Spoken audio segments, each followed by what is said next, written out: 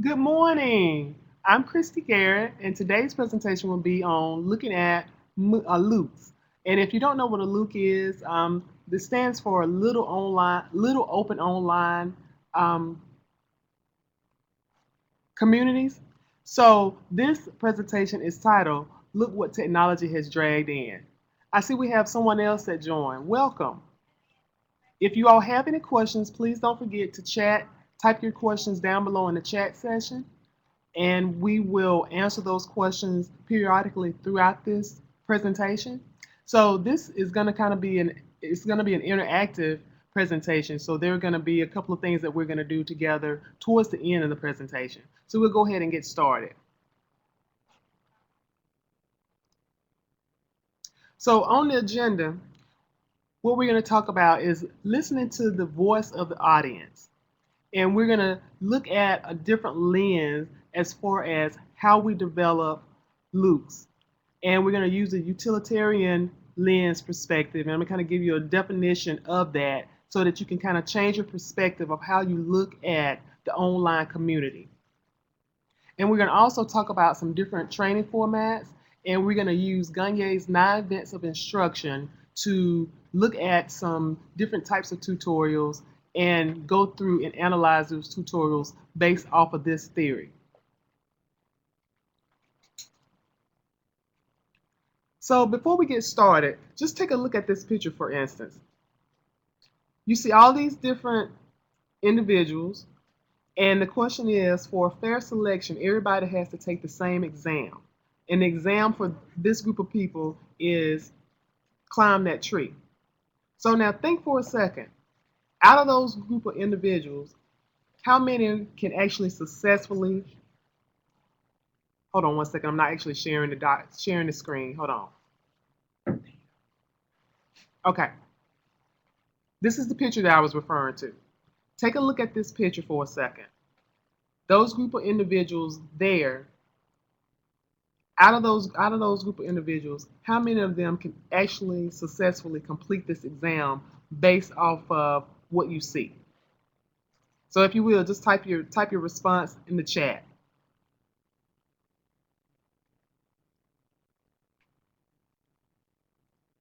So anybody in the audience, what do you think? How many can climb the tree? How many can climb the tree?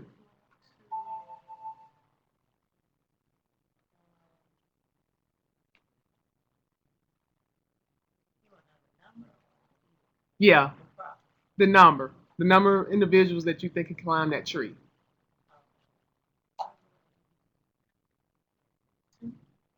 Okay. So we have online, we have one person says one with a question mark, and here in the audience, they're saying two. So let's kind of just go over this for a second. We have this bird who can fly into the tree. Now, does that classify as the same thing as climbing? That could be questionable. Now, the second individual is a monkey. Now we know that that's what a monkey does: climb trees, swing. So the next individual looks like a penguin, and I've never heard of a penguin being able to climb a tree. Now, as far as the elephant has the height to reach into the tree, but can it actually climb the tree? I guess if you kind of think from a different perspective, he could stand up on his back hind legs and do different things in the tree, but is that classified as truly climbing the tree? And of course, we have the fish in the bowl. We know that there's no way. So the seal, yeah, there's pretty much no way that that seal will be able to climb the tree. And we have something that appears to be a dog. Now the dog can attempt to climb the tree, but will it be? How successful would it be? It just depends on how many lower limbs it has to help it elevate to the next level. So I show you this picture to kind of make you think outside of the box. This is really a good representation of the type of students that you have in your class. They're not all on the same level. They all look alike because they're human beings, but they're not on the same level as far as their testing abilities and their skills abilities as far as different type of content is concerned. And there are a lot of different things that come into play with that.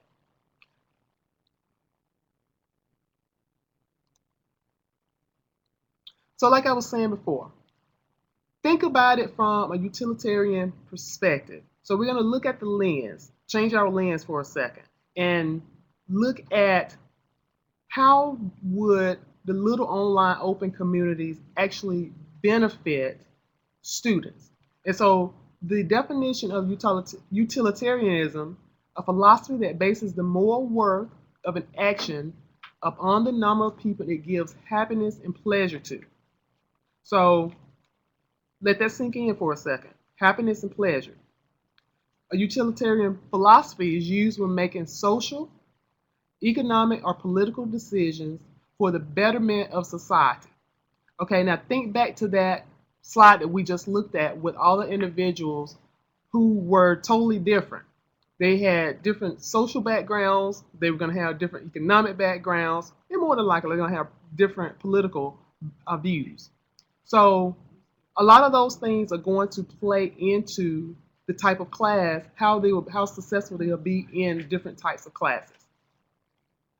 So, as an instructor, you want to be able to bring happiness and pleasure to a certain extent to your audience. Again, that's why it's important to listen and understand your audience. Are we getting the feedback? She just had to turn it down. Okay, all right. So, the end goal of your class is an overall good experience for your students. So, that means that you, as an instructor, or you, as the instructional designer, have to remember the audience at the forefront when designing your class. Any questions so far? Don't forget, if you have any questions online, type your questions down in the chat session, and Dr. Outlaw will consolidate those questions and we will take them as we go through the presentation. So now, from the world of instructional design, like I was saying before, I may not have done this actually. I work for Atlanta Technical College. I'm the director of instructional design. So looking at this picture, when I think of instructional design, I think about these three components at the forefront of instructional design. So basically, your audience, you want to be able to engage your audience with the content and make it as transparent as you possibly can for your audience to be able to understand and follow in order to make it a successful experience for your audience. Again, that's our goal from the utilitarian perspective. Make it a good experience for your audience. You want them to be able to take away the information that you shared with them as an instructor, as an instructional designer, and be able to actually apply it to something. Because that's where real learning takes place, when they can take that content information in their head, understand it, and apply it to a practical situation or task. So one theory that I like to look at is called Gagné's 9 events of instruction. And as you can see, there are 9 different steps that this particular theory suggests that you review and use when you're in the process of actually demonstrating or designing a class. So first of all, you want to be able to gain the attention of your audience. Again, that goes back to how well you design your class. At the beginning of each objective lesson, or however you term the activities for your class, you want to make sure that you inform your students of what those objectives are. If any of you actually attended the session yesterday that was presented by Tasha Brown, she talked about making sure that you list your different objectives. And that's a very good thing that students need to be able to understand. What are they expected to know out of that particular lesson for that class? Because if they go in and just see different assignments, they'll do the assignments, but may not be able to make that connection between what they're actually doing. Because a lot of times they'll just be able to go through the motions without getting a full understanding of what the intent of that activity was supposed to teach them. Hi, I see we have a few more individuals who've joined. Welcome. I'm Kristi Garrett. I don't know exactly what slide I'm on, but I'm glad that you joined. So if you have any questions, just go ahead and type your questions down below, and Dr. Outlaw will consolidate those questions and we will go over them throughout the presentation. So welcome. So the third thing that you want to look at is being able to help the student recall prior experiences that they may have had. And so this is very important as far as learning in any instance. You have years of knowledge that you've gained from birth to wherever you are at this particular point in life. There are different things that will help you learn different content. And so as an individual, you have to be able to use and know when to use those different experiences throughout your life to be able to apply it to new types of knowledge and new types of experiences.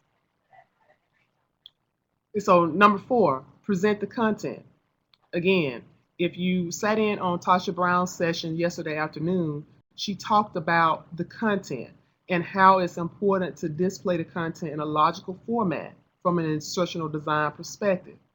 You know, there are many forms that you can take. If it's a face-to-face class, you may be basically using the book, but there are supplemental resources out there that you may find um, using Google or using just a various number of resources, such as another would be YouTube, different videos that you can show your class. If you're creative, you may want to actually design your own video to help the learner basically understand the concepts and the theories and the practical ways of using that classroom information to apply it to their assignments in order to gain the objectives necessary to complete those tasks. In addition, as we see number 5, being able to provide learning guidance. As an instructor, we know again from slide 2, we have all those different individuals with different learning styles. So there are going to be instances where not everybody's going to be able to understand that information on the same level. So you as an instructor will need to be able to figure out different ways to transition that information based off of their learning style. In number 6, it talks about elicit performance. So that means practice. So we know that through repetition, you're able to learn and apply new knowledge to tasks based off of doing it repeatedly. Each time you do it, you may pick up something new that you didn't think about before. And so those are the things that you want your students to be able to experience. Again, the end objective is a good experience with that particular class or particular activities that you give your students. And number 7, providing feedback. We know the end result of what students want. They want to see that magical A for that particular assignment. But is that truly helping them master the concepts of a particular class? And the answer really is no. They need to know what they did good at, but they also need to know where are areas for improvement, because that's what's going to take them to the next level, whether it's in your class or in somebody else's class. Where are the areas of improvement? Because those are the things that is going to really stick with them. Because yeah, they got an A and they can move on, but the areas of improvement will hopefully, like I say, hopefully make them strive to want to do better and fill in those gaps. So number 8, assess performance. Again, that is grading those assignments and giving valuable feedback. The more detail that you can give a student on their performance, the better. And it's also a good idea, if you possibly can, go over some of the common mistakes that you see across all of the assignments for a particular assignment and share it with the class, because they may have had one thing that they needed to learn and somebody else may have something else in area of improvement where they needed to improve on. So if you could do a collective list of those things, somebody else in the class they may learn from other people's mistakes. So that's a good opportunity to kind of help them do a knowledge share. And you can do it in the form of discussion. If it's an online class, you can make a discussion board question based off of that. And ask the students, where were your areas for improvement? Give them opportunity to do a self-assessment. And each student sharing their experiences for areas of improvement may, first of all, it's going to let the whole class know, okay, I wasn't alone with misunderstanding different things throughout this assignment. However, I'm seeing that my classmate A did XYZ to help improve themselves from this assignment to the next assignment. So those are just different ideas of how to actually integrate discussion into your online class. And you can do this exact same thing if it's a face-to-face class. At the end of the class, for instance, instead of going through, or at this better idea, at the beginning of the class, instead of just jumping into the next lesson, give them 5 or 10 minutes to jot down on a piece of paper the areas for improvement. You take those sheets of paper, no names on it, give the sheets of paper to different people throughout the class, and just take some time to allow people to read the different things that they experience. From that perspective, you can jot down the different things on the board and help the class be able to actually go through and learn from those mistakes.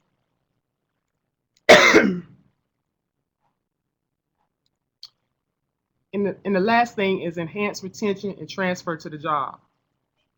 Again, the end result from that particular class or any class is for them to have a good experience in your class and be able to apply the knowledge that they've learned and transition to the next class until they reach the point of the magical thing, which is graduation for students, and the next magical thing, which is obtaining that dream job of theirs. And so you want to be able to share in that experience. At the end of the course, when they do the actual class evaluations, hopefully they will be able to reflect on the different things that you've taught them and share some of those experiences in those surveys.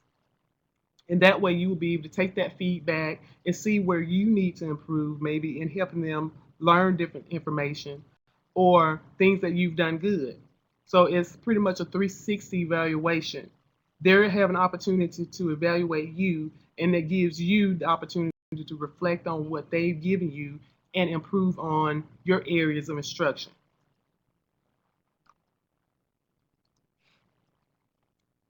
So we have different types of training that we can present for students. One type, which is pretty common nowadays, is the self-paced training. And we know that that is in an asynchronous format. So it pretty much allows students to do their assignments at their availability. So they're not restricted to come to class at a particular time. They are pretty much allowed to log on to the system, whatever learning management system they're using, and do their assignments at their convenience, at their convenient location for them. So that pretty much means that students can roll out of bed in their pajamas, do their assignments, and get it over with. So, and we know that that is really important for a lot of students, especially those who are students who work, or students with families, or students who maybe have disabilities that limit their availability to travel to campus. So those are always good opportunities to help you to remember when you're designing your class, think about those individuals who fit into those different categories. And so there may need to be some additional steps that you need to include in your content or resources for those particular students.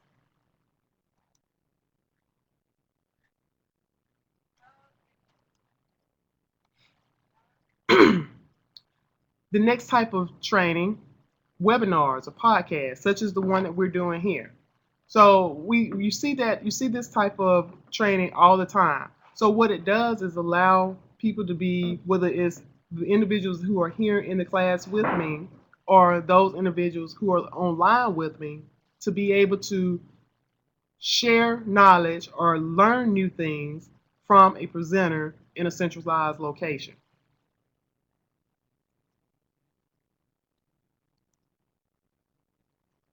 So the new big thing out now, flip training. So what is really flip training? What's the purpose of it? What is it intended to do?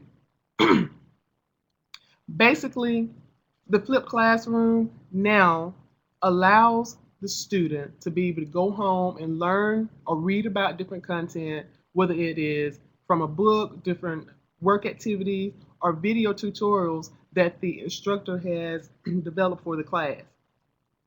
Now, what is this going to do? This is going to allow the student to come into class and actually be able to apply what they learned through those different types of resources on a particular type of project in class. And research is showing that this is definitely a new way of helping students from those various backgrounds, again, relate back in your mind to the second slide that I showed a second ago with the different types of students. So we know that we have different types of students with different understanding, different learning styles. So if they are reviewing the information before they come to class, they can come to class and be able to do something hands-on. And so that's really important for a lot of people. They may be really good at doing the hands-on part, but maybe not understanding that information that they actually read or watched the video on from home. And so it's a good way for the class to kind of be able to help each other, that peer-to-peer help, that peer-to-peer interaction. And it reduces some of the stress on some of the students who know where their weak areas are as far as learning new content.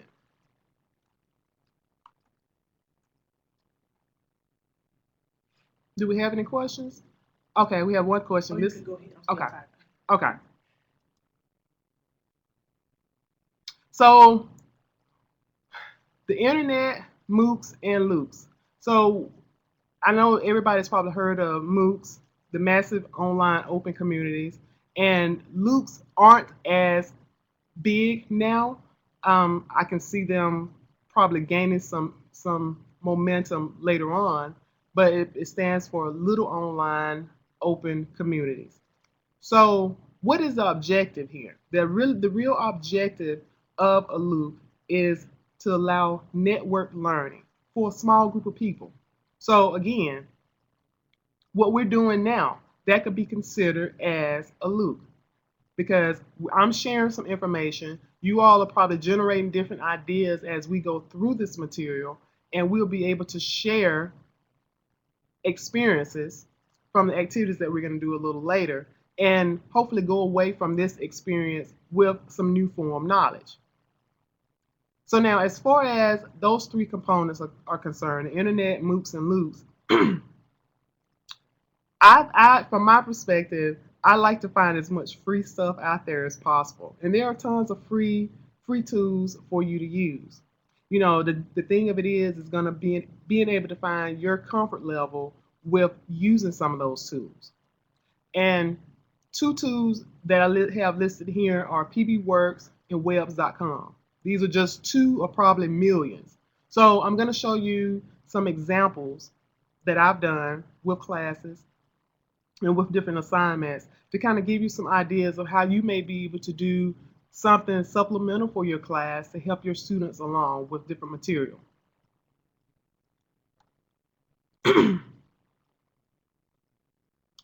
Because basically, going back to that utilitarian perspective, you want to increase learning of the content that is going to give the student a good classroom experience. And so again, when we're looking at the flipped classrooms, we looked at how we could better spend time in class.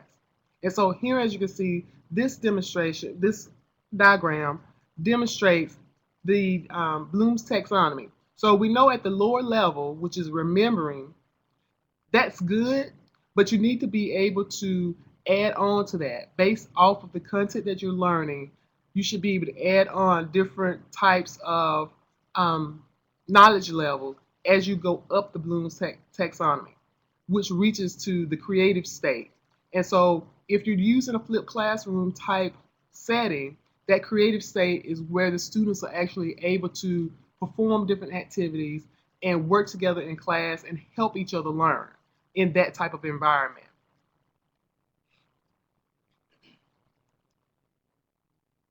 So we've gotten to our activity time. We're going to flip over in a second and watch this video.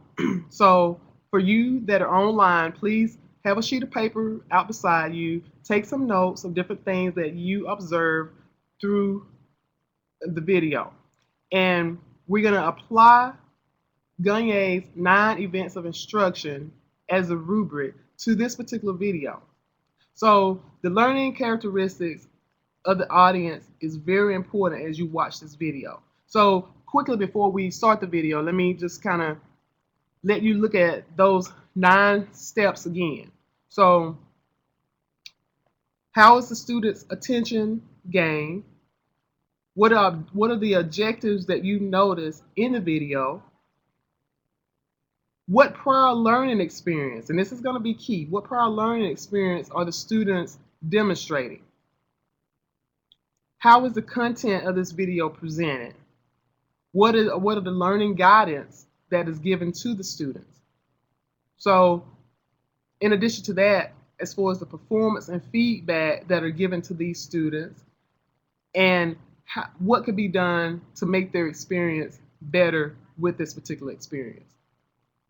So now we're getting ready to switch over to the video. Be back with you in a second. Okay, before you do that, Kristi, tell them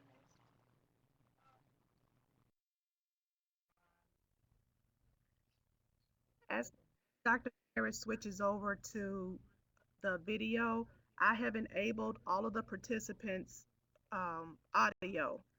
So connect your audio at the top, and you'll have a chance to verbally express what she wants you to do in the activity. Because I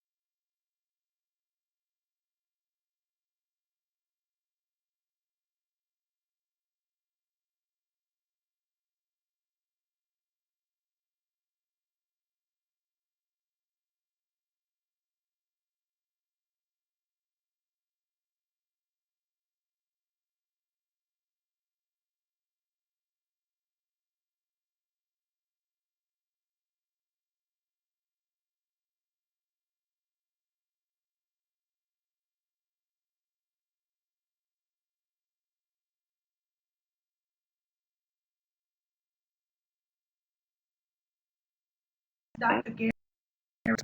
Okay, everybody, I think that everybody was having an issue hearing. We're going to redo that. So just give us 1 second, please. Go back to Firefox right here and just replay. Joe, what are you doing there? It's a video. That's I don't know. What's going on? Well, this is this is like a foreign tool. Okay. What was it? You said you were having a problem earlier? Oh, yeah. Wait, where's it? Yeah. So, I want to read more about Frederick Douglass, or maybe like see a larger image. So I double clicked on the picture, but nothing's happening. Oh. And then I can't really read the text because it's kind of small. So looking for the system preferences so I can make the text bigger, but can't find anything. Laura, you said that there was a problem involved? You can't double click the image because it's not blue highlighted. Oh. And the words you don't know, they're not blue highlighted, so you can't. Well, wait, cotton is king. That's blue. Yeah, what do you do, link? But it's what? It might be a link, Joe. Click on it. Nothing's happening. What's wrong, Joe? I don't know. There's so many Joe, drag that picture. You could save it. That could be useful. I don't even have a folder anywhere to put it in. Like if I drag it, it would just be like right here. Wait, how are you doing that? You like changing the pages? I know. It's You just clicking through? What's going on? it's like micro technology. No, I'm just turning like page. Okay. But it's like micro technology, so like everything is inside the page. Inside the page? That's insane. There's much more. All right. Well, I hope you. We'll check back later to see if you fixed your problem. Just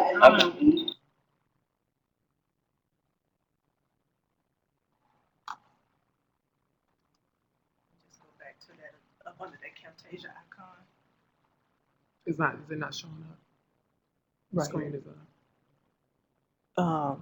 So start sharing again. Yeah. Oh, yeah. I'm sorry. Yeah. Back to your screen document for the PowerPoint.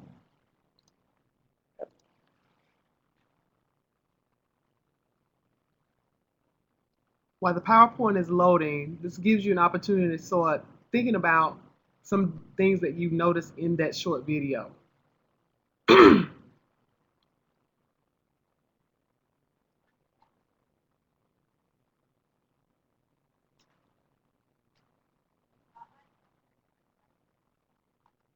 I have to stop and restart it. Do stop sharing and see if it'll let you come back in. Stop sharing.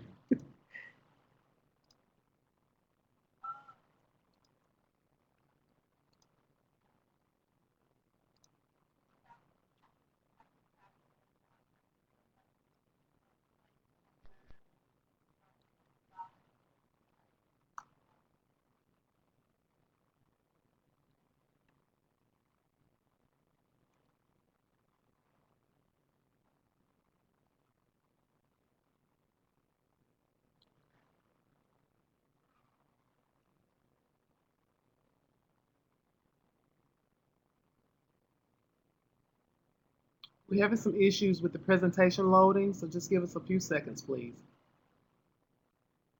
They can verbally speak if somebody wants to. Yeah, if you have your microphone unmuted, this is an opportunity for you all to start the dialogue here. I see where somebody has said, this conference experience has given me the vision to open a similar event to faculty to provide a medium to allow their students to present their capstone projects. Okay. It will give students a non-invasive platform to officially present and afford them the opportunity to gain a true conference presentation experience. What suggestions would you give faculty to have this come to fruition? I would first say the first thing is to do a classroom chat using whatever platform that you have available. I don't know if you have Adobe Connect available or if you have Blackboard Collaborate, but use that as a teaching tool.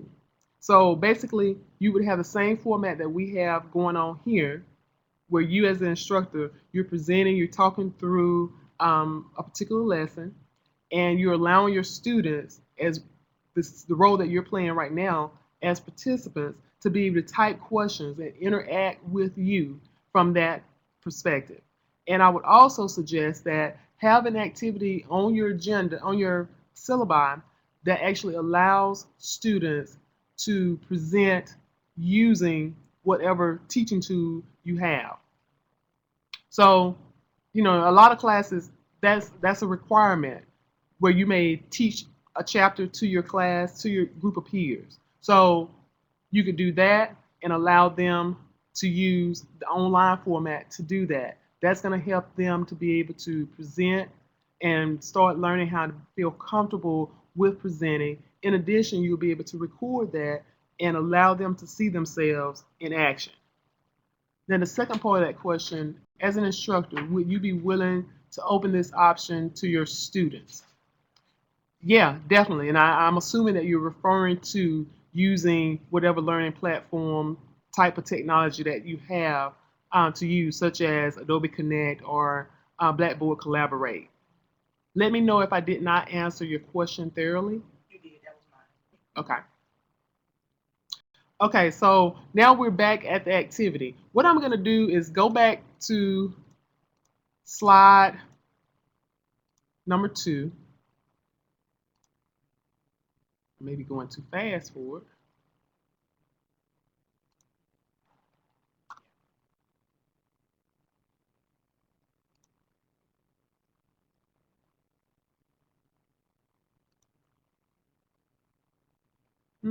It's taking a second.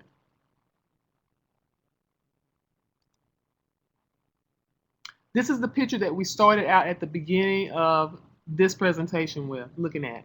So again, they were tasked with being able to climb that tree. So we've said through this presentation that they all have different abilities. And we looked at the utilitarian perspective, the lens. So the end objective is for each student to come away with a good experience. We know that they have different social, economic, and possibly political backgrounds or knowledge. So you as an instructor need to be able to take that into consideration. So now, based off of what we just saw in that video, first of all, I'm sure that it probably took you a second to be able to understand what the students were going through. So now as we look at Gagné's 9 events of instruction, how were the students' attention actually gained from that video?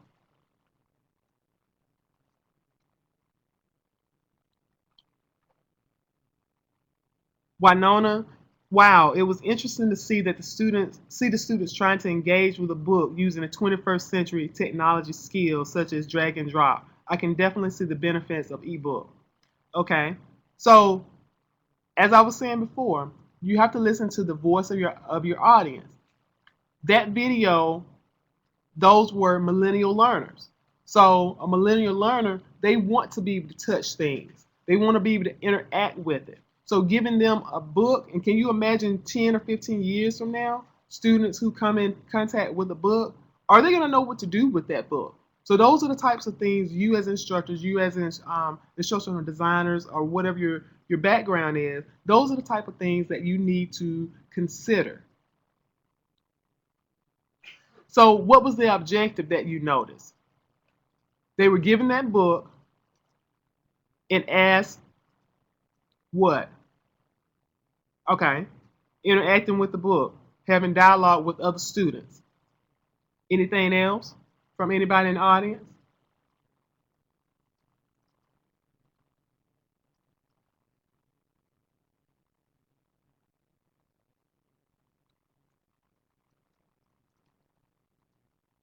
Okay. They weren't really given specific objectives. They were pretty much given the book. So you as an instructor, you have to think about that. When you give your students a book or tell them to go read something off the internet, unless they know what the intent is for them to do, to do with the information that they get from those resources, they're not learning. And 9 out of 10, they're not going to do what you ask them to do because they don't know what to do with it. They don't understand it. So think about that. Again, the voice of the audience. So what prior learning experiences did you see the students demonstrate in that particular video?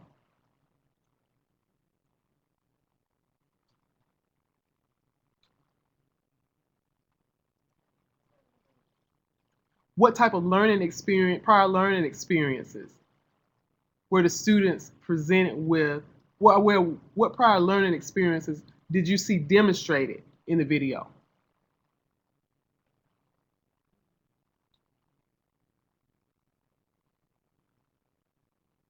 Again, think about it. They were millennial learners, pointing and clicking.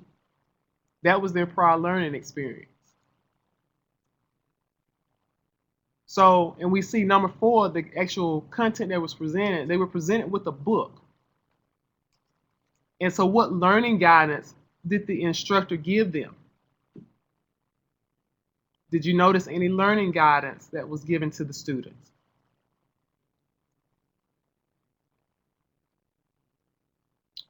Exactly. What they were trying to actually do, the actual learning tool was not applicable to what the students were trying to do. And again, that goes back to being able to point and click and drag and drop different content as you would if you were using a tablet or a computer, touchscreen devices. Exactly. There were no questions or guidance that was provided to the students from the instructor. Did you all notice any type of feedback that was given to the students?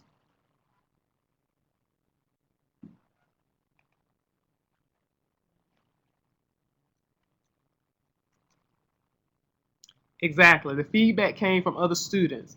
One student say, hey, you may have to click the hyperlink or the words that are in blue. And so the student tried to double click on the words that were in blue, but again, nothing happened for the student. So as you can see, that was classroom interaction. As far as an assessment on their performance, the instructor did not provide any type of guidance or any assessment to help the student to be able to understand whether or not they gained the idea of how to use that particular content for that learning experience. So the last thing, do you think from that experience that the students actually retain any information that they will actually be able to transfer to another experience? And why not?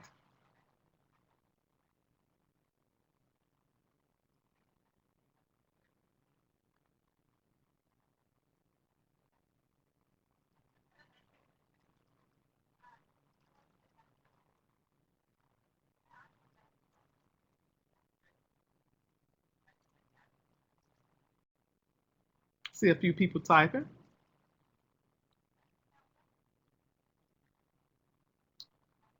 When you engage with content, you retain it, whether it's a good experience or a bad experience. A lot of times that will allow you, the next time you encounter something like that, based off of what your experience was, it helps you to be able to determine how you're going to engage with that next level of information you're presented with.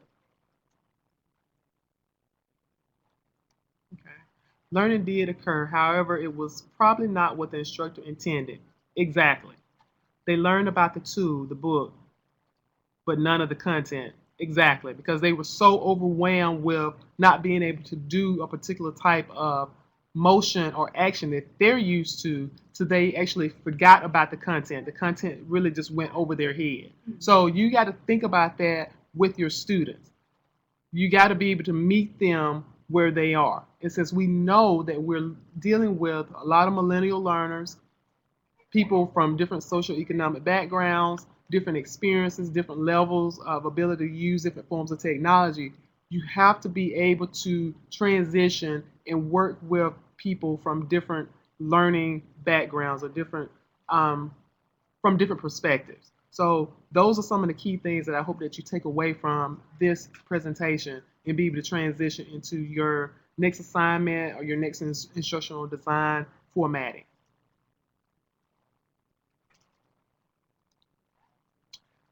That's the end of the presentation, and we are almost out of time. But I wanted to show you another learning tool that I actually created using some of those free tools. Are there any questions before I flip over and use a different screen? I'm gonna flip over for you, Okay. Kristi, because I think my main screen is something's not going on. Okay, Let me know when you're ready. I'm ready.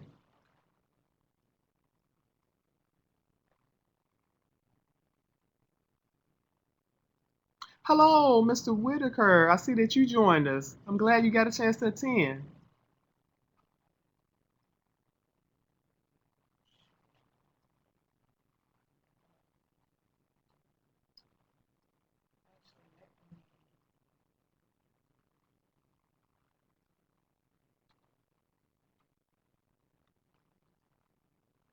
Okay, now you share your screen. I logged out, so maybe it won't conflict. Go back to Firefox.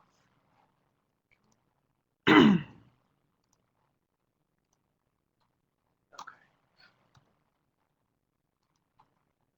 All right. Like I say, we're running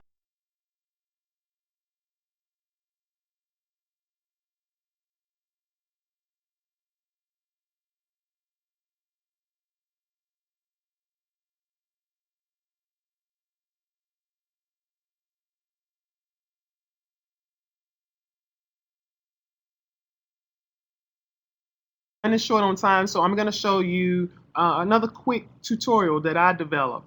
And like I was saying before, make use of those free tools that you have out there. So the objective here was to design a network tutorial to kind of give students an understanding of how networking works. So what I decided to do, first of all, was to look at the audience that I wanted to attract for this particular type of tutorial. And I made it as streamlined as I possibly could. Kind of go through here quickly. And as you can see, it's pretty much laid out like a regular notebook. He's saying, can I enlarge it? Hold on one second, Patrick. We're going to see. Yeah. Do the command plus if you're using a Mac. You probably need to. Oh, me? Okay. It's command and plus right here. Yep. Yep, that makes it bigger for us.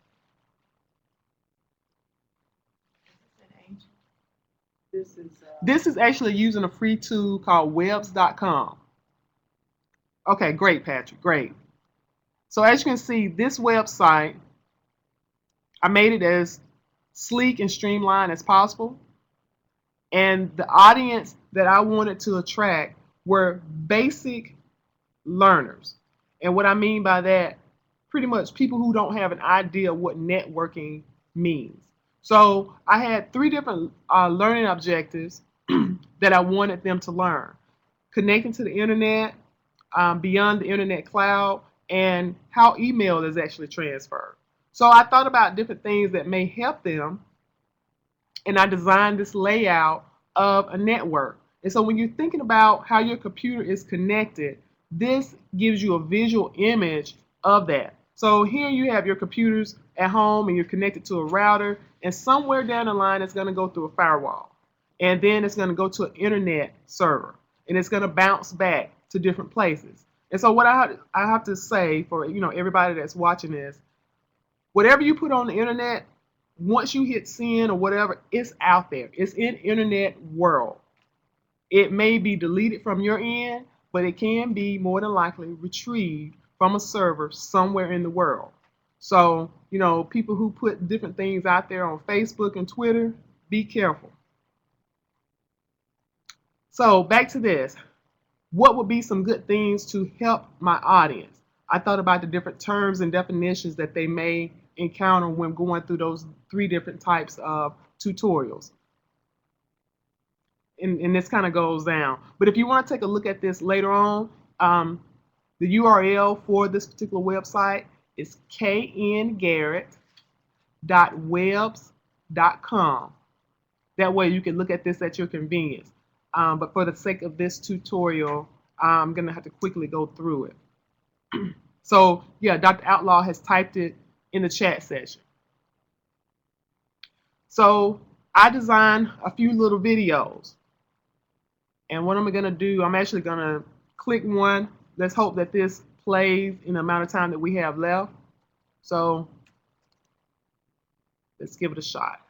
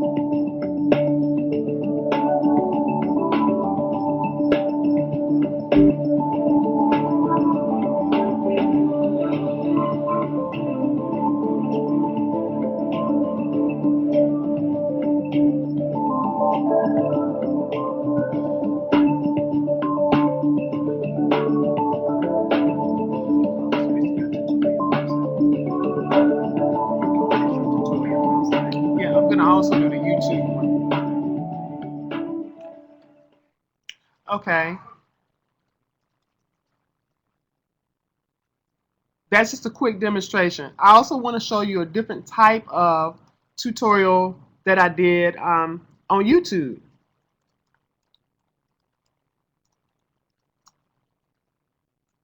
So it just kind of came up one day as an idea to do different tutorials on things that I enjoy.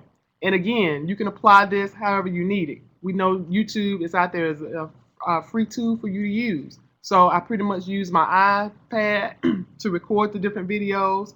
And what I did was did the video tutorials, and I also had supplemental resources to go along with that. And that one supplemental resource is actually the creation of a blog. So I'm just going to click on one quickly because we're really almost out of time.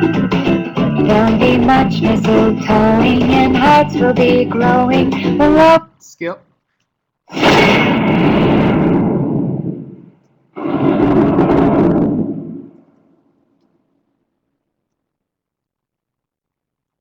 Hi YouTubers, this is a follow-up on the Lacquer gel polish that I applied last weekend. As you remember, this is the box that I received and the contents within the box, which contain the LED lighting to actually cure the gel polish, along with the timer, the buffers, and the manicure sticks.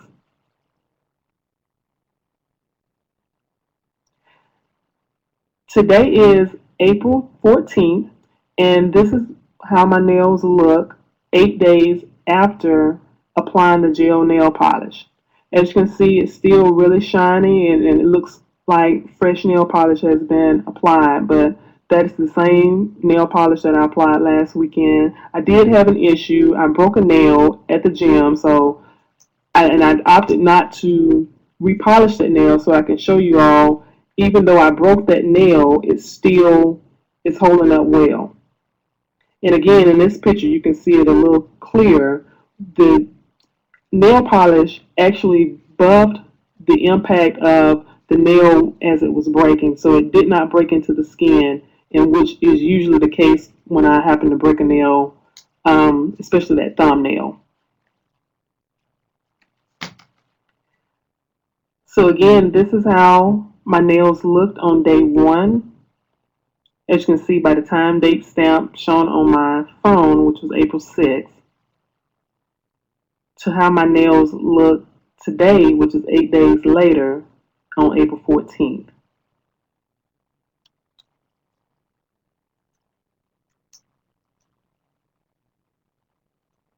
In this picture, you notice the shine of the polish. It still looks as shiny and pretty as it did as I applied on day one. So I definitely think that I can get at least another 7 to 14 days wear out of this polish. So I'll do another follow-up video and let you know how everything is going. So if you would, please take a look at my blog entry regarding this particular video. Leave your comments and subscribe. Thanks. And so you can see that information can be displayed in different formats. And as I mentioned at the end of that video, I did create a blog. And so that's another free tool out there for you to be able to use as instructors to supply additional resources for your students for learning experiences. So now we are out of time as far as the presentation is concerned. I think we have probably another minute where we can take questions, any feedback, anything that you want to ask me before we sign off.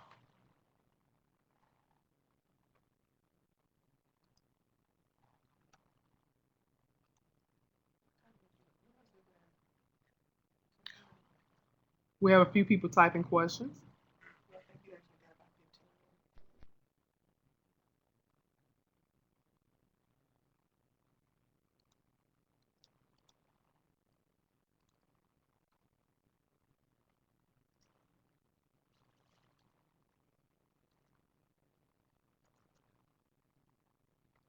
Thank you all for joining. Any questions from anyone in the audience? Thanks, Dr. Garrett. And as we have done all week, what I will do is share the questions and resources and archived links on the web conference webpage on next week, and I'll send out a mass email when that is ready. Thanks for joining.